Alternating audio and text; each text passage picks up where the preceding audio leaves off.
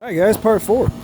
Well, I already uninstalled my starter, and I had to tap it to get it out. See a little hole over there? Well, you know, right there where my finger's at. Way back in there.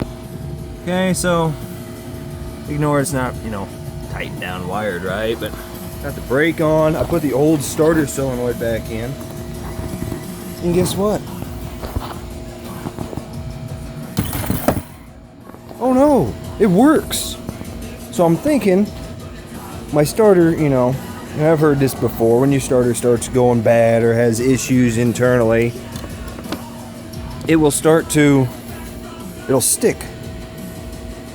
And you gotta tap on it, all of a sudden, bam, it works again. So my whole entire issue, I think, was this thing just sticking. And I got a new one on the way, but I think I'm just gonna wire this back up and see if I can get this bike to start.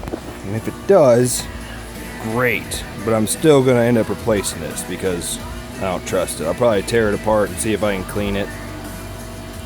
Polaris wants $450 for this stupid part. But found it on Amazon or eBay actually. I can't remember the total power parts or something like that. It's 80 something bucks on eBay. So I ordered it, overnight shipping, 120. Whoop-de-doo, $40 shipping. I'm still saving $400, $300, or yeah, about $300. So make sure you tap your starter before you dig into all this stuff.